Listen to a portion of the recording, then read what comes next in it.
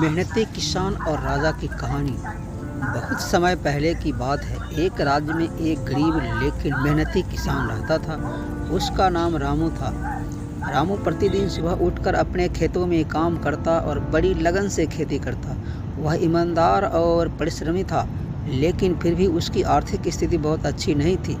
उसके राज्य का राजा बहुत न्यायप्रिय था और अक्सर अपने राज्य में घूमकर प्रजा की हालत देखता था। एक दिन राजा अपने वजीर के साथ गांव का दौरा कर रहा था। चलते चलते वह रामू के खेत के पास पहुंचा और देखा कि रामू अकेले खेत जोत रहा है, जबकि अन्य किसान सुस्ता रहे थे। राजा को यह देखकर अचरज हुआ। उसने रामू से पूछा, तुम दिन रात इतनी मेहनत क्यों करते हो?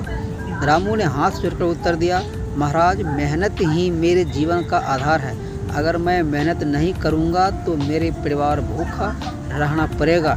मैं अपने बच्चों को अच्छा जीवन देना चाहता हूं और इसलिए कभी आलस्य नहीं करता। राजा रामू की बातों से बहुत प्रभावित हुआ।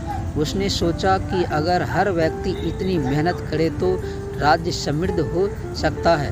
राजा ने रामू से कहा, तुम्हारी मेहनत का फल तुम्हें जरूर मिलेगा। मैं तुम्हारी ईमानदारी और परिश्रम से बहुत खुश हूँ।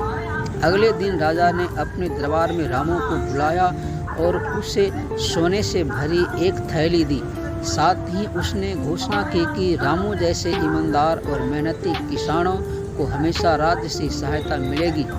रामू को अपने परिश्रम का इनाम मिल गया। उसने धन का उपयोग अपने खेतों को सुधारने और अपने परिवार के जीवन को बेहतर बनाने में किया। धीरे धीरे उसकी स्थिति बेहतर हो गई। इस कहानी से हमें यह सीख मिलती है कि मेहनत का फल अवश्य मिलता और परिश्रम कभी व्यर्थ नहीं जाता।